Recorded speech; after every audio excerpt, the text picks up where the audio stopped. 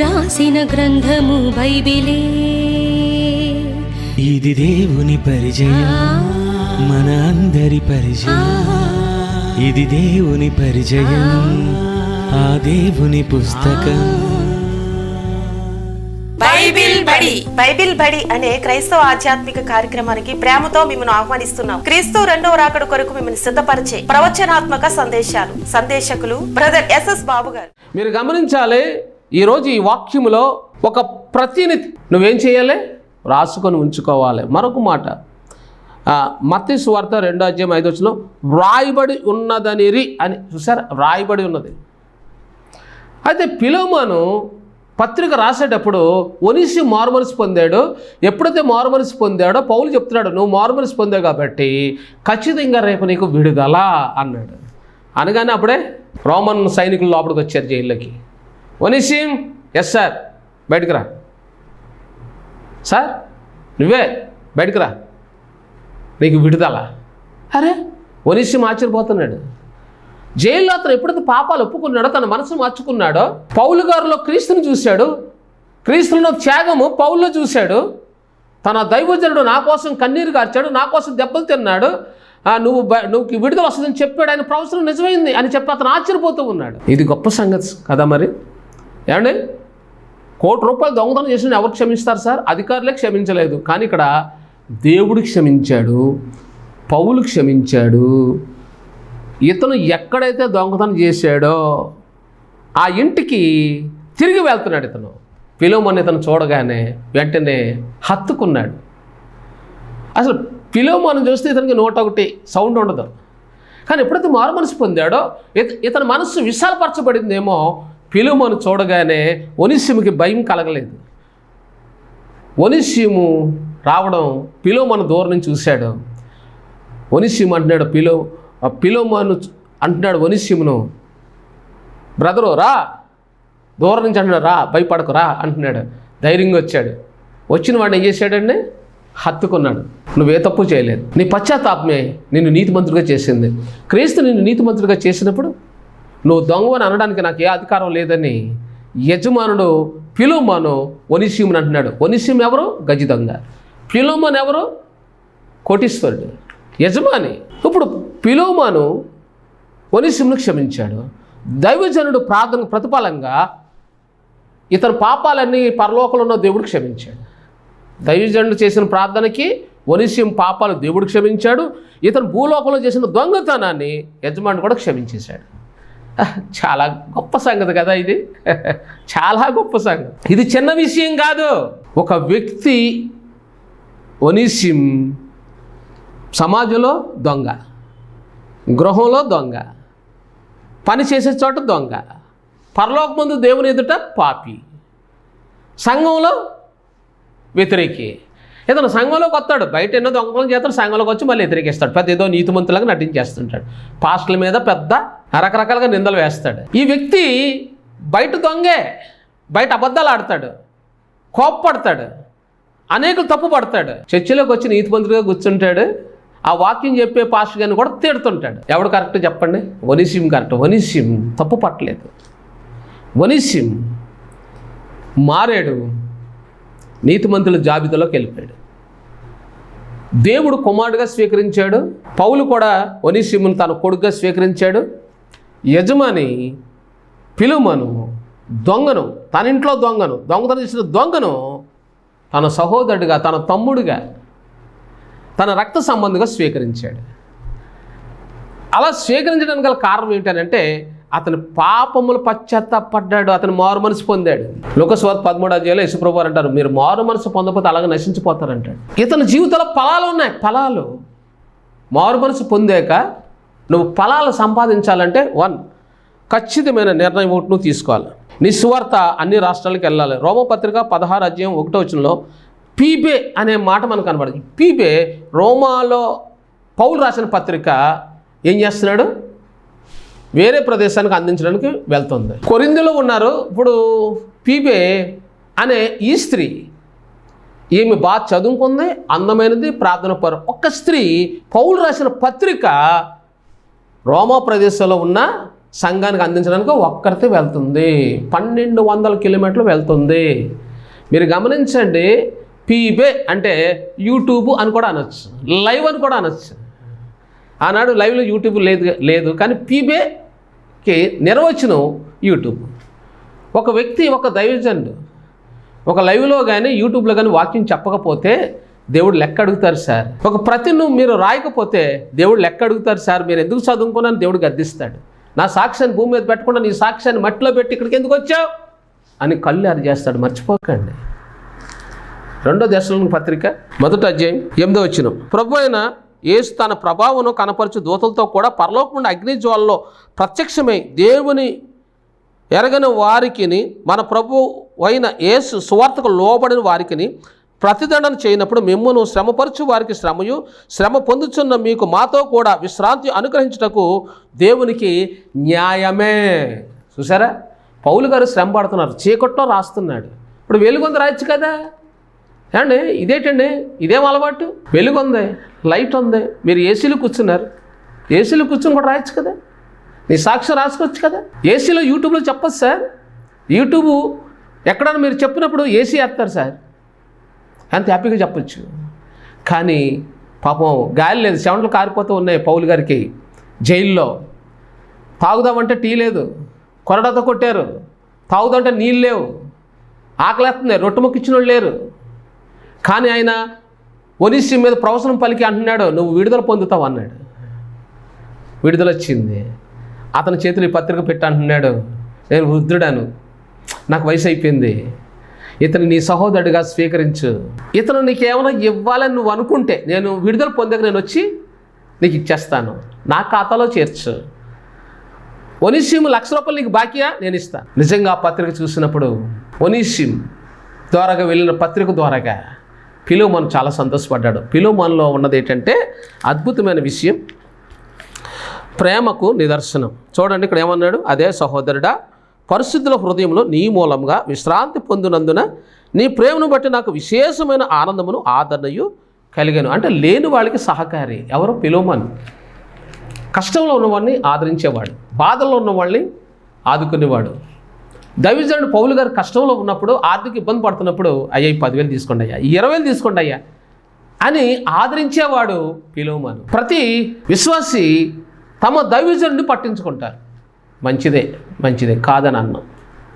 అప్పుడప్పుడు నేను ఏం చెప్తున్నానంటే నాలంటోడిని కూడా పట్టించుకోండి. ఎందుకనంటే నేను అన్నీ వదిలేసాను కదా. నాలంటోడికి కూడా మీరు కొంచెం చెయ్యొత్తునిచ్చారనుకోండి, బోల్డ్ పత్రికలు భూమి మీద పంపిస్తాను, లేని వాళ్ళకి సహాయం చేస్తాను. బైబిల్ వాక్యము ఏం చెప్తుంది అది నేను చేస్తున్నాను, రాస్తున్నాను, రాత్రి పగల్లో కష్టపడుతున్నాను సార్. ఒక పూట తిని 2 పూటలు లేకుండా పస్తుండి నేను మా టీం శ్రమ పడుతున్నాము. మమ్మల్ని ఆదరించే విశ్వాసులు ఉన్నారంటే ఏమో అక్కడక్కడ కొద్దిగా ఉన్నారు. హైదరాబాద్ నుంచి విజయ్ గారు, సహోదరి అన్నమణి గారు, క్వైట్ నుంచి నూతన శాంతి అనే ఆ సహోదరి నాకు నెల 3,000 పంపిస్తుంది. చిన్న కానుకలు అంతే. అప్పుడప్పుడు మా అయితే నెలకు 10,000. నేను చేసే సేవ అంతా నా ఉద్యోగం వదిలేశాను. ఈరోజు సార్ నేను 3 లక్షలు తెచ్చుకొని ఉద్యోగం వదిలేశాను, కోట్ల రూపాయల ఆస్తిని వదిలేశాను. కానీ ఈరోజు దేవుని నీతి సువార్త ప్రకటించడం కొరకు ఆకలి దప్పులతో నేను జీవిస్తున్నాను. ఒకసారి ఎవరైనా రైటర్లు కానీ బాధపడితే దేవుడు తట్టుకోలేడు తెలుసా అండి. నేను చాలా బాధపడుతున్నాను, సంఘం నడిపిస్తున్నాను, తగినంత సహకారం లేదు, సువార్త ప్రకటిస్తున్నాను, ఎవరు పట్టించుకుంటలేదు, ఎవరు సహాయం చేయడం లేదు, పైగా నిందిస్తున్నారు. ఇంత మంచి వర్తమానాన్ని నేను మీకు ఈరోజు తెలియజేస్తున్నాను. మోసే మంచి రైటర్, మోసే మీద సనుకుంటే దేవుడు ఊరుకున్నాడు. సంఖ్య 12:8 మోసేకు విరోధంగా మాట్లాడటకు మీరేలా భయపడలేదు. చూసారా, రచయితను ఏదనంటే ఊరుకోవడానికి దేవుడు. రచయితకు ఉన్న గొప్పతనం ఏంటి తెలుసా అండి, ఎవరి కోసమైతే రాస్తున్నాడో వారిలో అభిషేకం ఈ రచయితలోకి వచ్చేస్తుంది. శిలువుని గురించి రాశాడు అనుకోండి, శిలువలోని అభిషేకం వస్తుంది. పునరుత్థానుడై లేచాడని రాశాడు అనుకోండి, ఆ పునరుత్థాన శక్తి వస్తుంది. పౌలు కోసం రాసిన పౌలులోని అభిషేకం వస్తుంది. అసలు మొట్టమొదటిసారిగా మన బైబిల్లో తెరిచి రాసేటప్పుడు ఎవరి కోసం రాస్తాం? యేసుక్రీస్తు గురించి. నెంబర్ 2 స్టెఫను యేసుక్రీస్తు తర్వాత అత్సక్షయుడు. ఇప్పుడు స్టెఫన్ గురించి రాశాను కూడా, స్టెఫన్లోని అభిషేకం రాసే వాళ్ళకి వస్తుంది. మీరు ఎప్పుడైనా సరే దైవజనుడిగా మీరు మీరు ఒక ప్రతిని రాసి దాన్ని రిలీజ్ చేయండి, 10 మందికి ఇవ్వండి. వాళ్ళు చదువుతున్నప్పుడు వారిలో ఉన్న అభిషేకం మీ మీదకి వస్తుంది. మీరు ఎవరి గురించి అయితే రాశారో వారిలో ఉన్న అభిషేకం కూడా మీ మీదకి వస్తుంది. బైబిల్లో ఉన్న అభిషేకం నీ మీదకి రావాలి అని అంటే మొదట నువ్వు ఒక ప్రతిని రాయాలి. రాసినప్పుడు వస్తుంది, చెప్పినప్పుడు రాదు. నువ్వు రాస్తూ ఉన్నప్పుడు ఒక రోగి నీ దగ్గరకు వచ్చాడు అనుకోండి, రాసిన నీ రైట్ హ్యాండ్లో దేవుని ప్రభావ శక్తి నింపబడుతుంది. పిడ్స్ వ్యాధితో వస్తున్నాడా, పిడ్స్ నుంచి విడుదల పొందుతాడు. క్యాన్సర్ వ్యాధి చేత వస్తున్నాడా, స్వస్థ పొందుతాడు. కరోనా వ్యాధి చేత బాధపడుతున్నాడా, స్వస్థ వస్తుంది. నేను కరోనా వ్యాధుల మీద చెయ్యి వేసి ప్రార్థన చేశాను, స్వస్థ వచ్చింది. కావాలంటే మీరు ఎంక్వైరీ చేసుకోవచ్చు. ఎంతమంది కరోనాతో బాధపడ్డారో ఆ టైంలో నేను చెప్పాను, అయ్యా నేను ప్రార్థన చేస్తే నీకు స్వస్థ వస్తుందంటే ఎవరు నమ్మలేదు నన్ను. కొంతమంది నమ్మారు, నమ్మిన వాళ్ళు బ్రతికారు, నమ్మలేని వాళ్ళు చచ్చిపోయారు. నిజం సార్, నిజం. దేవుడు నాకు ఇచ్చాడు, అప్పుడు నాకు తెలియదు అది, ఆ విషయం నాకు వచ్చింది, ఆ శక్తి అనేది. 2 రాజుల గ్రంథం 20:5 నాకు చూపించి, నువ్వు రోగుల మీదకి వెళ్ళి ప్రార్థన చేయి, నేను స్వస్థపరుస్తాను ప్రభు, నాకు స్వరం స్పష్టంగా వినబడింది. అది తీసుకొని నేను ప్రార్థించినప్పుడు బాగుపడ్డారు. కానీ బాగుపడ్డ వాళ్ళు ఎవరో నాకు ఉపయోగపడలేదు. ఎంత భయంకరం అంటే ఈ పరిచర్యలో నా దగ్గరికి వచ్చిన వాళ్ళు అందరూ ఎంప్లాయీలు అవుతారు, స్వస్థ పొందుతారు, ఆర్థికంగా దీవించబడతారు. కానీ ఎవడో నాకు ఉపయోగపడ్డాడు. అది కూడా నాకు వరమే. ఆ దరిద్రత అనేది కూడా దేవుడు ఇచ్చాడంటే అందులో కూడా దేవుని సంకల్పం ఒకటి ఉంటుంది, నాకు పరలోకంలో ఉంటుంది నాకు మేలు. కాబట్టి సహోదరులారా, మేము మా మందిరంలో ప్రతి మంగళవారం ఉదయం 10 నుంచి 2, ప్రతి శనివారం ఉదయం 10 నుంచి 2, ప్రతి ఆదివారం ఉదయం 9 నుంచి మధ్యాహ్నం 1 గంట దాకా నేను ప్రత్యేక ప్రార్థన చేస్తున్నాను. మీకు సంతానం లేముందా, రండి. ఆర్థిక ఇబ్బంది పడుతున్నారా, రోగులుగా ఉన్నారా, మీ పరిస్థితులు ఎలాంటి అయినా సరే, నీ భర్త తప్పుపోయాడా, రండి నా దగ్గరికి. మీ పిల్లలు చదువులో విజయం సాధించాలా, ఉద్యోగాలు సంపాదించాలా, వివాహాలు జరగాల, నా దగ్గర రండి ఒకసారి. మనం ప్రత్యక్షంగా విజ్ఞాపనం చేద్దాం. మీకు వీలైతే 7 వారాలు నా దగ్గర రండి. అమలాపురం ముక్తేశ్వరం మీదుగా కాల్వ రోడ్డు, కొత్తపేట మీదుగా కమ్మిరెడ్డిపాలెం మీదుగా కాల్వ రోడ్డు, సంగంపాలెం పక్కనే మాది మందిరం, రోడ్డు పక్కనే మెయిన్ రోడ్లోనే ఉంది, ప్రేమస్వర రక్షణ మందిరం అని. మీరు వచ్చేటప్పుడు మాకు వాట్సాప్ చేయండి, మా వాళ్ళు మీకు సహాయం చేస్తారు. మీకు వాట్సాప్లో మా లొకేషన్ మీకు పెడతాం. మీరు 7 వారాలు రండి, ఖచ్చితంగా మీరు విజయాన్ని సంపాదించుకుంటారు, ఖచ్చితం. లేదంటే మీరు పబ్లిక్లో నన్ను తిట్టండి, పబ్లిక్గా నన్ను ద్వేషించండి, తప్పులేదు. ఎందుకంటే నా దేవుడు అంత గొప్పవాడు నేను నిరూపిస్తున్నాను. ఇండియాలో అనేకులు నా దగ్గరికి వచ్చి ఆశ్రయించబడి వెళ్ళారు. మీరు రండి. లేదంటే మీరు పని చేయండి, మేము రాలేమండి అని అంటారా, చిన్న కానుక ఒక 1000 రూపాయలు 2000 ఇందులో సభ్యత్వం మీరు పంపండి. మేము ప్రార్థన చేసినప్పుడు వీడియో కాల్లో మీతో కలిసి మేము ప్రార్థన చేస్తాం. కానీ మీరు సభ్యత్వం తీసుకుంటేనే మేము మీకు ఫోన్ చేస్తాం.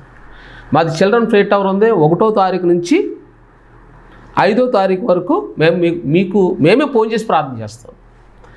వీడియో కాల్లో కూడా మీకు చెయ్యాలా, చేస్తాం. మేము అలా చేయడానికి చిన్న కానుక ఒక 1000 రూపాయలు 2000 సభ్యత్వం నిమిత్తం అంతే. ఈ రోజుల్లో 1000 అంటే పెద్ద గొప్ప ఏం కాదు.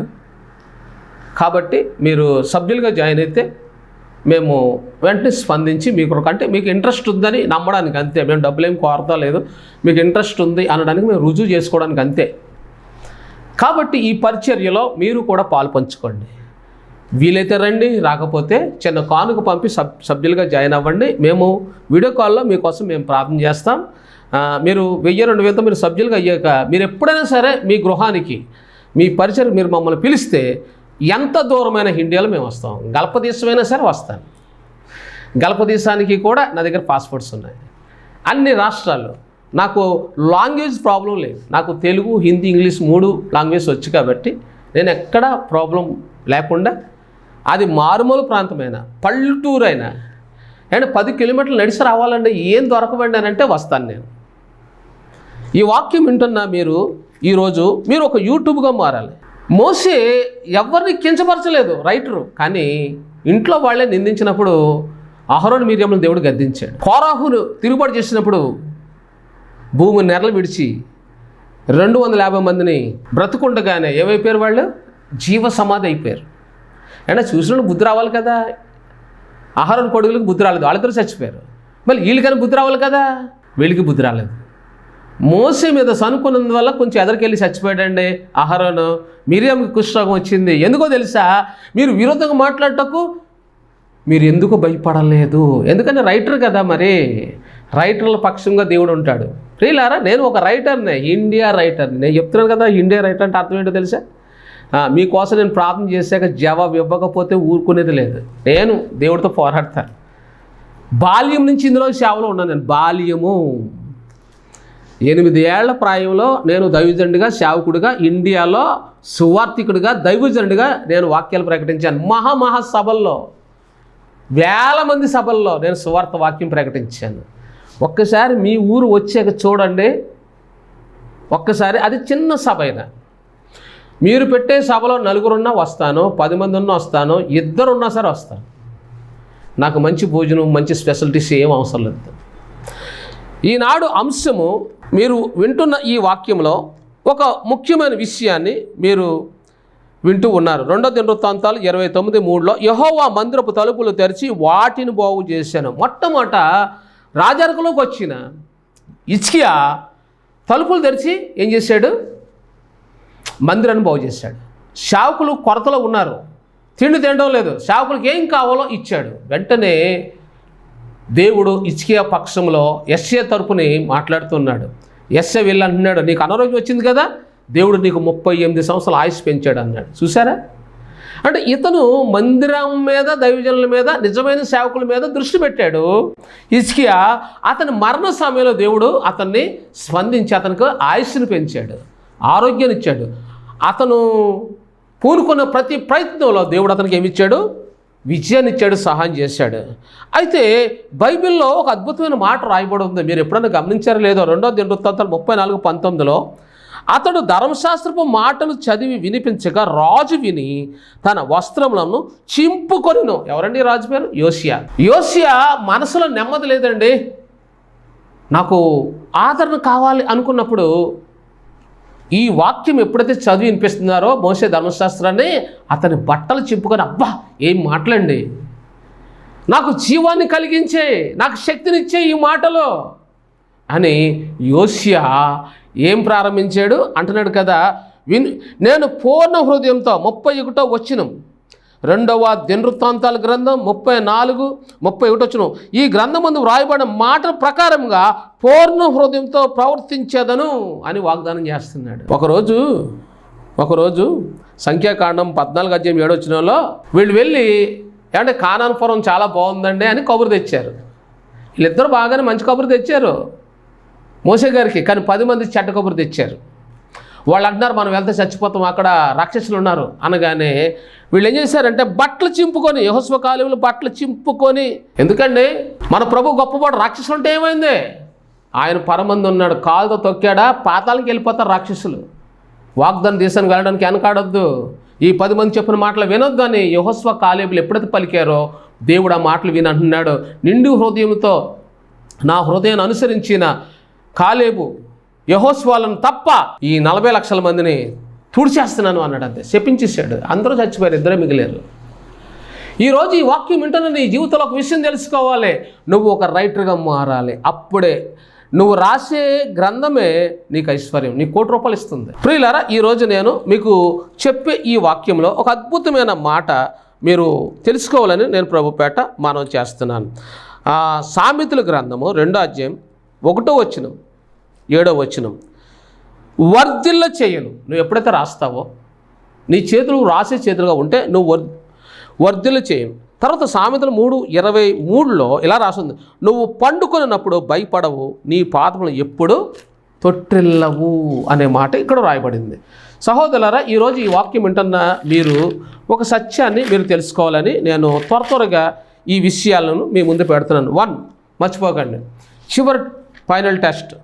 ఎబ్రిల్ రాసిన పత్రిక 12వ అధ్యాయం 17వ వచనం, నువ్వు ఎప్పుడు కూడా నిర్లక్ష్యంగా ఉండకూడదు. యాసవం నిర్లక్ష్యంగా ఉన్నందువల్ల ఒక్క క్షణం లేట్ అయింది, ఆశీర్వాదము యాకోబుకి వచ్చింది, ఇజ్రాయెల్గా మారాడు.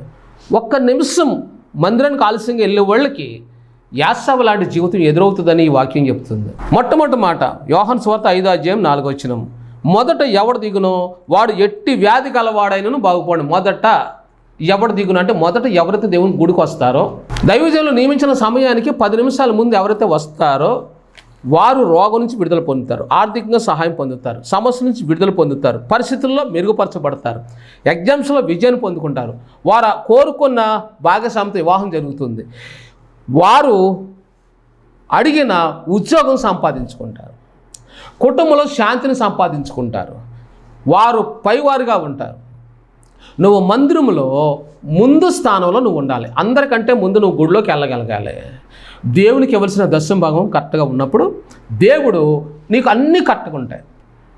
మీరు ఎప్పుడైనా సరే బైబిల్ గ్రంథంలో 145వ కీర్తనలో యెహోవా తన క్రియలన్నిటిలో ఎలాంటి వాడు, నమ్మకమైన వాడు అని రాస్తుంది. అంటే 145వ కీర్తన 17, యెహోవా తన మార్గమన్నిటిలో నీతి గలవాడు, తన క్రియలన్నిటిలో కృప చూపువాడు, తనకు మొరపెట్టు వారికి అందరికీ, తనకు నిజంగా మొరపెట్టు వారికి అందరికీ యెహోవా సమీపముగా ఉన్నాడు, తన యందు భయభూతులు గల వారి కోరిక ఆయన నెరవేర్చును. గమనించారా? అంటే నీ కోరిక నెరవేరాలంటే నువ్వు గుళ్ళో ముందే రావాలి. ఒక్క నిమిషం లేటుకు వస్తే నీకు ఆశీర్వాదం రాదు, దేవుడు నీకు ప్రతిఫలం ఇవ్వడం. ఒక్క నిమిషం ముందే రావాలి, దశమ భాగం కరెక్ట్గా ఇవ్వాలి. ఈ 2 విషయాలు నువ్వు కరెక్ట్గా ఉంటే నీకు అన్నీ కరెక్ట్గా ఉంటాయి. నీ జీవితంలో కోరుకున్నది ఏదైనా కరెక్ట్గా ఉంటుంది. గమనించాలి. సామెతలు 3:9, అప్పుడు నీ ఎముకలకు ఆరోగ్యము కలుగును. 2, దశమ భాగంలో నమ్మకంగా ఉండాలి. నీ దశమ భాగంలో దశమ భాగాన్ని కూడా దేవునికి నువ్వు ఇవ్వాలి. ఇది బైబిల్లో స్పష్టంగా రాసింది. నీ దశమ భాగంలో దశమ భాగం, దైవజనుడు దశమ భాగంలో దశమ భాగం తీసి దేవునికి ఇవ్వాలి. దయచేసి ఈ విషయాన్ని మీరందరూ కూడా గుర్తుపెట్టుకోండి. నెంబర్ 3, 1 కొరింథీ పత్రిక 16:2, చందా కొంత భాగాన్ని దాయాలి. 3వ విషయం. 4వ విషయం, దానియేలు గ్రంథం 12:3, బుద్ధిమంతులైతే అనేకులను ఎవరైతే ఆయన తట్టు త్రిప్పుదరో వారు బుద్ధిమంతులై నిరంతరము ప్రకాశించెదరు. ప్రతి నెలలో మందిరానికి కనీసం ఒక్కరినైనా నువ్వు తీసుకుని వెళ్ళాలి. 5వ మాట, మందిరానికి వెళ్ళేటప్పుడు నెలకు ఒకసారి కనీసం ఒక్కనైనా నూతన వ్యక్తిని నువ్వు క్రీస్తులోకి నడిపించాలి, మందిరం తీసుకొని వెళ్ళాలి. అప్పుడు దేవుడు నిన్ను ఆశీర్వదిస్తాడు. ఓకేనా? యోహాను పత్రిక 3వ యోహాను పత్రిక 1:2, ప్రియుడా నీవు వర్ధిల్లుచున్న ప్రకారము అన్ని విషయంలో సౌఖ్యంగా ఉండవాలని నేను ప్రార్థిస్తాను. ఈ మాట నీ జీవితంలో నెరవేరుతుంది. నువ్వు పత్రిక రాసేటప్పుడు ఈ మాట పెట్టుకొని రాసి నువ్వు రైట్గా మారాలి.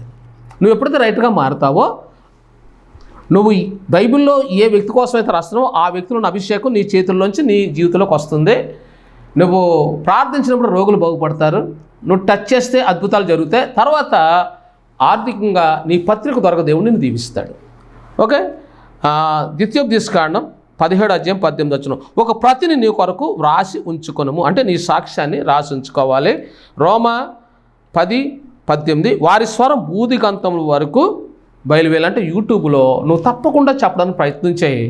చిన్న సామర్థ్యంతో రా, దేవుడు నిన్ను దీవిస్తాడు. 7వ విషయం, సంఖ్యాకాండంలో 18:26, దశమ భాగంలో యెహోవా ప్రతిష్టార్పణగా చెల్లించను. ప్రతి దైవజనుడు మీకు వచ్చిన దశమ భాగం చెల్లించినప్పుడు మీ సంఘంలో అద్భుతాలు దైవజనుడు ద్వారా జరిగిస్తాడు. ఎందుకంటే దైవజనుడు దశమ భాగం తీశాడు. ఆ తీసిన దశమ భాగం తన దైవజనుడు అంటే తను ఎవరి ద్వారా దైవజనుడు ఆ దైవజనుడికి పంపించుకోవాలి. ఒకవేళ ఆ దైవజనుడు లేడు అనుకోండి, లేని వాళ్ళకి పేదవాళ్ళకి ఇచ్చుకోవచ్చు. పేద దీనులైన సేవకులు ఉంటారు, అలాంటి వాళ్ళకి ఇచ్చుకోవచ్చు. ఓకే, నెక్స్ట్ 8వ మాట, కీర్తన 73:23, నా కుడి చెయ్యి నీవు పట్టుకొని, చూసారు దేవుడు కుడి హస్తం వచ్చి నిన్ను పట్టుకుంటుంది. దైవజనుడు కుడి హస్తం పట్టుకొని వాడుకుంటుంది. ఆర్థికంగా నువ్వు అనేకులకు అప్పిచ్చేవాడుగా దేవుడు నిన్ను ఆశీర్వదిస్తుంది. 9వ మాట, 2వ దినవృత్తాంతాలు 14:7, అతడు ప్రకటన చేయగా ఆయన చుట్టూను నెమ్మది కలుగు చేస్తున్నాడు. చుట్టూ నెమ్మది అంటే ఇంకా నీకు శత్రు భయం అనేది ఉండదు. మత్తయి 28:19, కాబట్టి మీరు వెళ్ళి సమస్త జనులను శిష్యులుగా చేయడు. సమస్త జనులు శిష్యులుగా అంటే కొందరిని అనలేదు. సమస్త జనులు అంటే ప్రపంచంలో ఎంతమంది ఉన్నారు వాళ్ళందరినీ శిష్యులుగా చేయాలంటే, ఒకటి నువ్వు యూట్యూబ్లో చెప్పగలగాలి, రెండు నువ్వు ప్రతిని రాయాలి, అప్పుడు ఇది సాధ్యం అవుతుంది. కాబట్టి నువ్వు అది చేయలేదు ఇది చేయలేదు కాబట్టి ఈరోజు నువ్వు యూట్యూబర్గా మారాలి, ఒక రైటర్గా మారాలని ఈ లేఖనం చెప్తుంది. మత్తయి 28:19. కాబట్టి మీరు వెళ్ళి ఆ సమస్త జనులను శిష్యులుగా చేయుడి. మనం ఒక ప్రాంతంలో ఉండి సువార్త చేస్తే దానివల్ల ఎవరు మారరు. కీర్తన 12వ మాట 145:17. యెహోవా తన మార్గములన్నిటిలో నీతి గలవాడు. ఓకేనా. యెహోవా సమీపముగా ఉన్నాడు. ఓకేనా. 18వ చరణంలో ఉంది. హెబ్రీ 12:23. పరలోకమందు వ్రాయబడి ఉన్న జ్యేష్ఠుల మహోత్సవునకు మీరు వచ్చి ఉన్నారు. నువ్వు ఎప్పుడైతే రాస్తావో పరలోకంలో జ్యేష్ఠులు ఉన్నారు అంటే దాని అర్థం ఏంటంటే రైతులు అందరూ జ్యేష్ఠులు సభలో ఉంటారు. ఆ జ్యేష్ఠులు సభలో స్టెఫెను ఉన్నాడు, పౌలు ఉన్నాడు, యేసుక్రీస్తు వారు ప్రశంసిస్తూ ఉన్నాడు. ఆయన ప్రశంసలు నువ్వు అందుకోవాలనుకుంటే నువ్వు రైటర్గా మారాలి, యూట్యూబర్గా మారాలి, నీ సువార్త ప్రపంచానికి వెళ్ళాలి. లేని వాళ్ళకి నువ్వు సహకారిగా ఉండాలి. దీని లేని సేవకులు ఉంటారు, వాళ్ళు నువ్వు గుర్తించాలి, నీ ధనంలో కొంత భాగం వాళ్ళు ఇచ్చి ప్రోత్సహించాలి. అప్పుడు దేవుడు నిన్ను రైటర్గా చేస్తాడు. వారిలో ఉన్న అభిషేకం నీ మీదకి వస్తుంది. ఇదే గొప్పతనం ఫిలోమోను పత్రికలో ఉంది. ఫిలోమోను తీసుకెళ్ళిన పత్రిక పౌలు రాశాడు. ఒక చేతి నుంచి రెండో చేతిలోకి వచ్చింది, రెండో చేతి మూడో చేతికి వెళ్ళింది. ఈ పత్రిక ప్రపంచానికి వెళ్ళింది. ఈ పత్రికలో క్షమాపణ ఉంది, నిత్యజీవం ఉంది, రైటరు రచయిత ఉన్నాడు. ఇందులో ఫిలోమోను పత్రిక రచయిత ఉన్నాడు పౌలు గారు. ఇప్పుడు ఒనేసిము తర్వాత రచయితగా మారి ఉండవచ్చు, ఫిలోమోను కూడా రచయితగా మారి ఉండొచ్చు. కానీ దేవుడు పౌలు రచనలను ఎందుకు ప్రశంసిస్తున్నాడు అని అంటే, అతడు కష్ట సమయంలో దెబ్బలు తిని వెలుగు లేకుండా చీకట్లో అతి కష్టంగా, కడుపు నిండా అన్నం లేదు, స్పెషలిటీస్ లేవు, కానీ కష్టంగా ఉండి రాస్తూ ఉన్నాడు. ఆ రాసిన ఫిలోమోను పత్రిక కోట్లాది మందిని క్రీస్తులకు నడిపించింది. ఏమంటే ఈరోజు మీకు అన్నీ ఉన్నాయి, చదువు ఉంది, జ్ఞానం ఉంది, ప్రింటింగ్ ప్రెస్లు ఉన్నాయి, మీరు రాయచ్చు. ఒక పేజీ పత్రిక, ఒక పేజీ రాయచ్చు సార్. ఈరోజు పడుకోకముందు 10 పేజీలు రాయచ్చు సార్, మీకు అంత టైం ఉంది. లేదు సార్ అని అంటారా? సార్ మీరు రాయను అని మీరు అంటారా? ఈ వాగ్దానం ఈ లేఖనం ప్రకారంగా రాయను అంటారా? పరలోకం మీరు చేరరు అని నేను అంటాను. బైబిల్ చెబుతుంది వ్రాయమని. బైబిల్ రాసిన వారిని ప్రవక్త అని యేసుక్రీస్తు, ప్రవక్త అయిన యెషయా గ్రంథ ప్రకారంగా దీనులకు సువార్తమానం ప్రకటించడానికి ఇదిగో నేను వచ్చి ఉన్నానని యేసుక్రీస్తు యెషయాను, రాసి ఉన్న యెషయాను, రాయబడిన ప్రవచనాన్ని ప్రశంసిస్తూ ఉన్నాడంటే ఆయన పరలోకంలో ప్రశంసలు పొందుకున్నాడు యెషయా, భూలోకంలో కూడా ప్రశంసలు అందుకుంటున్నాడు. ఇప్పుడు యెషయా గ్రంథం భూలోకం అంతా సంచారం చేస్తుంది. ఈ యెషయా గ్రంథము భూలోకం సంచరించి కోట్ల మందిని క్రీస్తు వైపు నడిపించింది. కాబట్టి యెషయా మన ముందు బ్రతికే మాట్లాడుతున్నాడు. ఈ వాక్యం వింటున్న మన జీవితంలో హేబేలు చనిపోలేదు, బ్రతికే ఉన్నాడని హెబ్రీ 11:4 మాట్లాడుతుంది. ఎవరైతే రాయబడ్డారో బైబిల్లో వాళ్ళందరూ బ్రతికే ఉన్నారు, నిత్యత్వంలో ఉన్నారు, నిత్య జీవంలో ఉన్నారు, మహిమలో ఉన్నారు, రెండో రాకలో రాబోతూ ఉన్నారు. అందులో నువ్వు చేరాలి, నేను చేరాలి. ఈ వాక్యము నీ జీవితంలో ప్రభావితం చేసి ఆశీర్వదించను గాక. పరిశుద్ధులు ఈ వాక్యం ఉన్న బిడ్డలందరినీ దీవించండి. ప్రతి రోగిని ముట్టండి, ప్రతి బలహీన బలపరచండి. ఈ వాక్యం విని స్పందించిన బిడ్డలందరినీ ఆత్మతో అభిషేకించి రాబోయే నీ రెండో రాకడ కొరకు నాయన బలమైన రైటర్లుగా, బలమైన పాత్రలుగా, ఉప్పు ఉన్న పాత్రలుగా బిడ్డలు సిద్ధపరచమని యేసు నామములో ప్రార్థిస్తున్నాం తండ్రి. ఆమేన్. యేసయ్యలోనే ఉన్నది మనకు రక్షణ, నిరీక్షణ. యేసయ్యలోనే దొరుకును మనకు విడుదల, విమోచన, స్వస్థత, హే జీవము, జ్ఞానము, ఆనందము. దేవుడి నరునిలో ఉండు భాగ్యము, దేవుని పిల్లలయ్యే ఆశీర్వాదము.